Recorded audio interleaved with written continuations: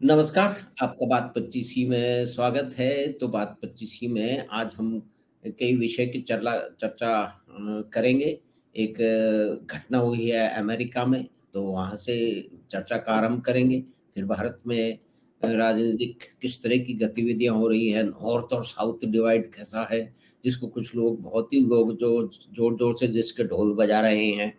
तो इन सब की बातचीत करने के लिए, विषयों को समझने के लिए हमारे हमारे साथ हैं वरिष्ठ पत्रकार, जाने-माने पत्रकार श्री अरुण प्रताप सिंह जी। तो उनको जोड़ लेते हैं और फिर इस चर्चा का आरंभ करते हैं। सर नमस्कार, नमस्कार स्वागत है आपकी सिंह बात 25। साहब, आपको भी और आपके दर्शकों को बहुत-बहुत नमस्कार। जी, स्वागत है। तो सर ये जो किसी लड़की ने जो धमकी दी है बेकर्सफील्ड में वहाँ के लोगों को, और उसके बाद के अंदर वो भारतीय मूल की लड़की है और घोर वामपंथी किस्म के उसके विचार है, तो उस पे आपका क्या विचार है सर? मतलब इन लोगों को ट्रेन कौन कर रहा है, उनको ग्रूमिंग कौन कर रहा है सर? एक्चुअली मैं पिछले उस लड़की का नाम रिद्धि पटेल है, जैसा कि आप जानते ही हैं। जी जी जी। और उसको ग्रूम किया है उसके प्रोफेसर्स ने। उसमें से एक नाम डेव है, डेव, DAVE, डेव। डेव, अच्छा। और उसने ये 2-3 साल पहले की बात है कि इसी रिद्धि पटेल ने मोदी हाँ को, हिंदुत्व को और बहुत सारे हिंदू संगठनों को, सबको गालियां देते हुए, मतलब ऐसे शब्द का इस्तेमाल किया था जो मैं करना नहीं चाह रहा हूँ। जी जी जी। ट्वीट है उसका, और वो हाँ ट्वीट हाँ। बड़ा वायरल हुआ था। और हम्म। उस ट्वीट को लाइक किया और एनकरेज किया उस देव नाम के प्रोफेसर ने, जो उसका अच्छा प्रोफेसर है सर। और शायद उसकी ग्रूमिंग करने वालों में से प्रमुख व्यक्ति है। क्योंकि जी। उसने खुद, जब उसके लाइक पे रिएक्शन भी आया रिद्धि पटेल का, कि उसने डेव ने कमेंट किया था कि कीप इट अप, यू हाँ। Should not go back. तो हम्म। इसने कहा कि तुमने मुझे शिक्षा ही ऐसी दी है कि I I I I will never go back. अच्छा, इतना उसको।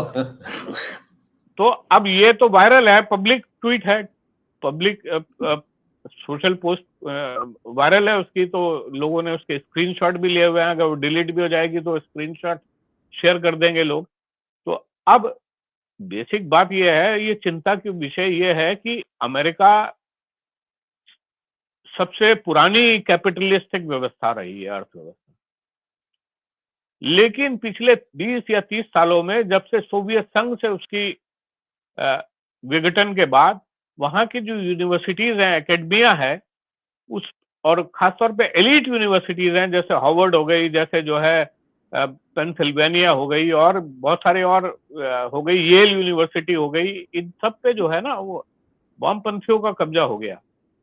और जी चूंकि रशिया के खिलाफ अमेरिका ने चीन को बढ़ावा दिया, चीन अपना मैन्युफैक्चरिंग हब चीन को बनाया, बिल्कुल। चीन जी। में इकोनॉमिकली स्ट्रांग हुआ, तो अब वो रंग दिखाने लगा है। अब वो वहां हम्म। के यूनिवर्सिटीज के प्रोफेसर्स को खरीदता है। तो लेफ्टिस्ट लेफ्टिस्ट जो ग्रूमिंग वहां के हब बन गए हैं ये एलिट यूनिवर्सिटीज अमेरिका की। और यंग जो माइंड होते हैं, यंग स्कॉलर्स होते हैं, उनको ग्रूम किया जाता है, जैसे रिद्धि पटेल उनमें से एक है।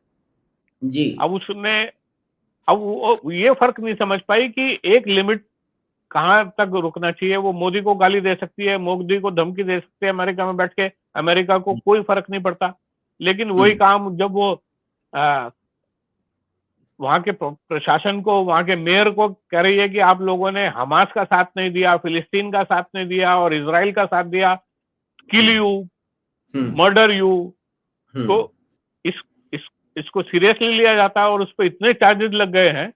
लेकिन हम्म। इंटरेस्टिंग बात इसमें यह है कि जितने लोग उसके साथ थे, जिन्हों ग्रूम करने वाले थे, वो अब कहीं दिखाई नहीं दे रहे हैं। उसको उसके हाल पे छोड़ दिया गया है। और अच्छा। उसकी बेल अमाउंट जो है, उसकी bail one amount one million million one dollar है। Million dollar 1 million dollar. Million million one million हाँ डॉलर है। अब वन हाँ। मिलियन डॉलर कहां से लाएगी वो?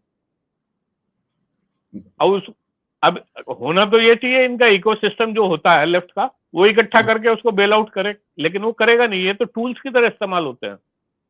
जी। रिद्धि पटेल जैसे लोग लेफ्ट इकोसिस्टम के टूल की तरह इस्तेमाल होते हैं। जब तक जरूरत है उनका इस्तेमाल भी होगा, बढ़ावा भी होगा, सब कुछ होगा, लेकिन जब वो आउटलिव कर जाएगी अपनी यूटिलिटी को, ऐसा कोई टूल, उसको किनारे भी कर दिया जाता है। तो अब she has been left on her own unfortunately.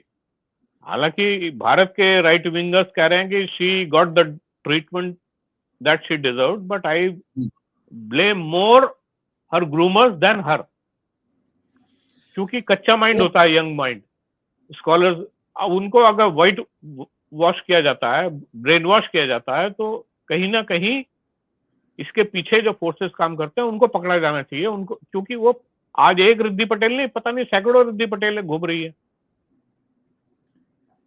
जी, जी, वो तो अमेरिका में तो है ही, वो भारत में भी घूम रही है, इंग्लैंड में भी घूम रही है, भारत यूरोप में में भी भी। घूम रही है। भारत में तो इमरान मसूद जो है वो मोदी के प्राइम मिनिस्टर, मोदी के टुकड़े टुकड़े कर देने की बात करता है, कांग्रेस को टिकट दे रही है, वो चुनाव भी लड़ रहा है, इसलिए पिछली हाँ, बार भी टिकट दिया था, हार गया था।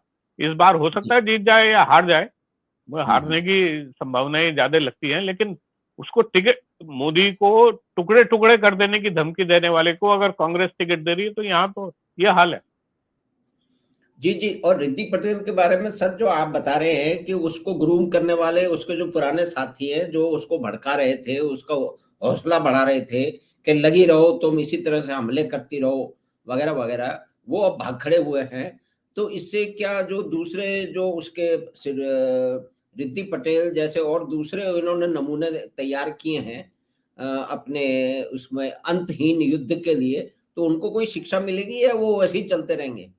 वो कोई देखिए, नई घटना कर देंगे। वो इतनी बड़ी तादाद और इतनी बड़ी संख्या में है ऐसे ग्रूम किए हाँ, हुए लोग, हुँ। उन उनमें से अगर दो चार डर के मारे हटते भी हैं और रियलाइज भी करते हैं कि ये तो इस्तेमाल हो रहे हैं, तो उनको फर्क नहीं पड़ता, वो और नई फसल तैयार कर लेंगे। उनका काम यही है, वो यूनिवर्सिटीज में बैठे हुए हैं। हुँ, आपको हुँ। पता ही है कि ऑड्रे और हाँ, जितनी ये हिस्ट्री के प्रोफेसर ये हैं हिस्टोरियन अमेरिका में, बहुत से, हाँ, हिस्टोरियन ये सब लोग जो है, जो इनका मुख्य और कार्य भारत को ऑड्रे और भारत को ट्रूस के, हाँ बिल्कुल, वो जो औरंगजेब का ग्लोरिफिकेशन वहां बैठ के करते हैं। अरे उन्हें हाँ, क्या मतलब है भाई, तुम अमेरिकन यूनिवर्सिटी में बैठे हो, तुम आज से 400 साल पहले के औरंगजेब को क्यों ग्लोरीफाई करने में लगे हो, और हिंदुत्व को क्यों गाली देने में लगे हो। ये जो नरेशन किया जाता है, ये इतनी बड़ी संख्या है इनकी, और इसके पीछे जो पैसा है वो अमेरिका से ज्यादा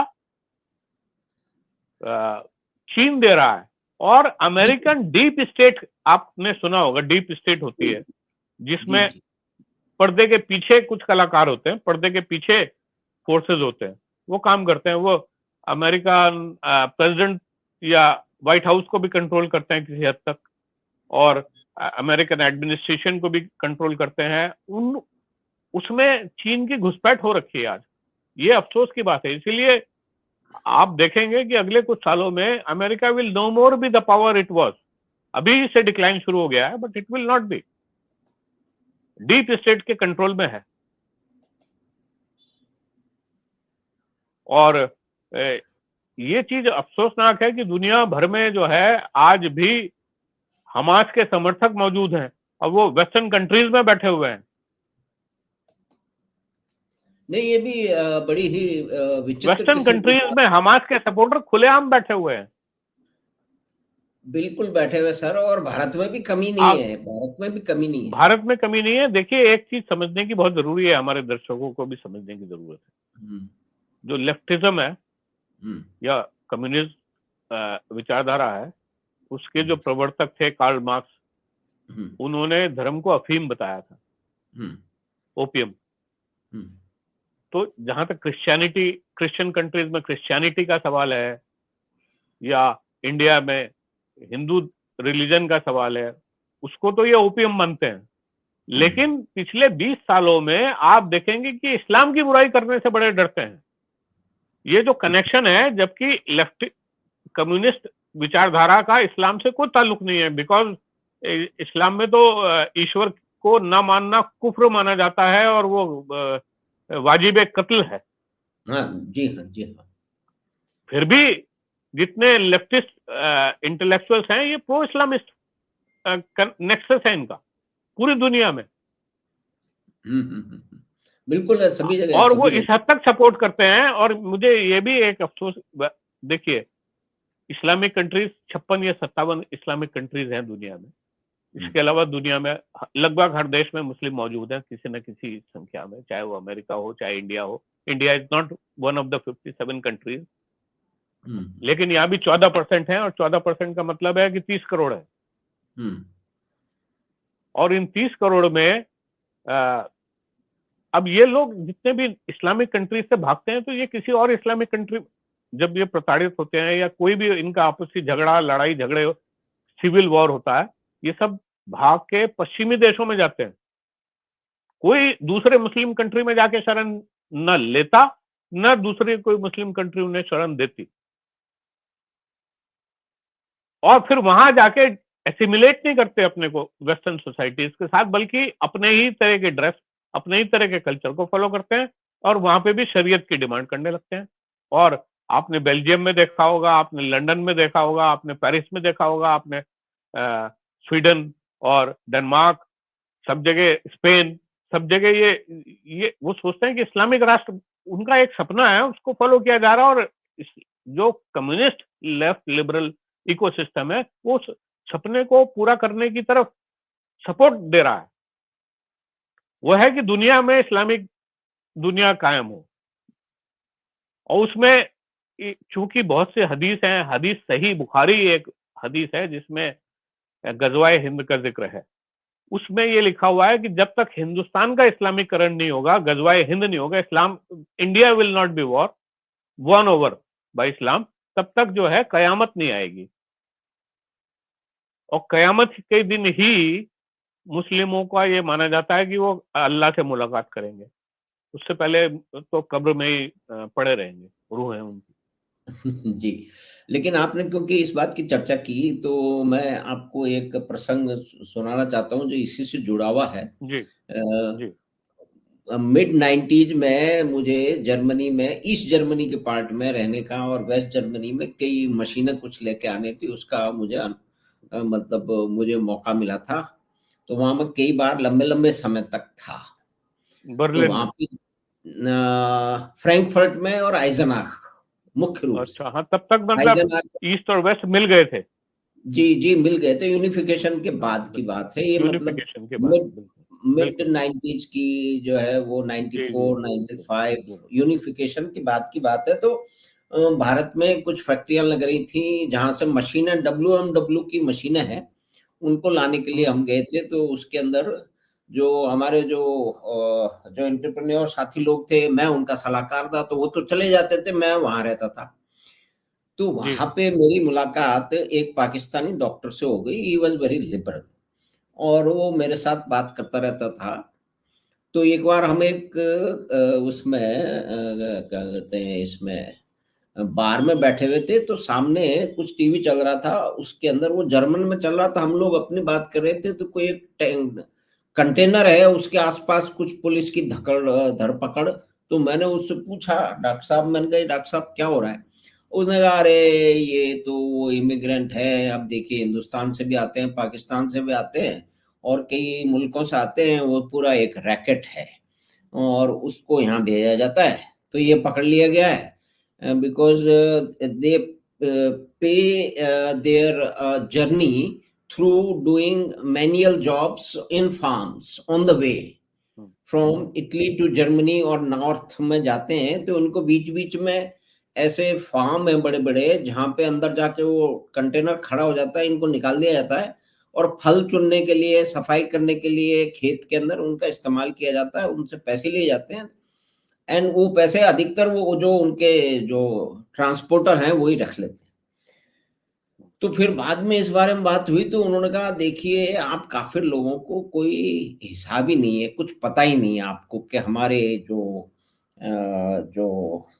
पाशा लोग हैं, वो कितनी उनकी लॉन्ग टर्म थिंकिंग है, आप लोगों को कुछ अंदाज़ा ही नहीं है। तो मैंने कहा, साहब नहीं होश ही होगा नहीं नहीं। है। ये हाँ, कहिए मैंने होश कहा नहीं नहीं है। होगा तो डॉक्टर साहब, मैंने कहा आप हाँ, बताइए। तो उन्होंने कहा कि सीधी-सी बात है, इस बात को आप कि यूरोप में लोग कहाँ से आ रहे हैं? कहते हैं वो मगरिब में जो झगड़ा झंझट चल रहा है वहीं से आ रहे हैं ना। तो वहाँ पे झंझट खत्म क्यों नहीं होता? मैंने कहा एक तो कल्चर भी है उनका लड़ाइयों का, कहते हैं आप सही बात कर रहे हैं, हमारा बड़ा लंबा कल्चर है, कबीलाई जो फाइट है, जो सुपरमेसी की फाइट है, कबीलों में चलती रहती है वो है। लेकिन कहते हैं कि उसका एक और ऑब्जेक्टिव है कि उसको सुलह करके ये सब लोग बचा सकते हैं। लेकिन वो नहीं बचाते हैं क्योंकि on the pretext of that conflict going in the middle east, उसने कहा ये मगरिब में जो झंझट चल रहा है उसका एडवांटेज उठाते हैं, उसका एडवांटेज लेकर के लोग वेस्ट में यूरोप घुसते हैं, में, वेस्ट में अमेरिका घुसते हैं, में बिल्कुल। बस जाते हैं, माइग्रेट कर जाते हैं। तो उनका सीधा सा है कि हमारे पासाओं की ये कैलकुलेशन है कि अगर मगरिब की लड़ाई में 10 लाख लोग मर जाएं, लेकिन जी, 1 डेढ़ लाख लोग यूरोप में घुस जाएं और अमेरिका में घुस जाएं तो ये फायदे का सौदा है, क्योंकि आगे जाकर के उन्होंने तो वही करना है जो हमने उनको बताया। तो मैंने कहा साहब ये यूरोप में नहीं चल रहा है, ये भारत में भी चल रहा है कि भई रोहिंग्या हो चाहे बांग्लादेश के हों, वो जम्मू कैसे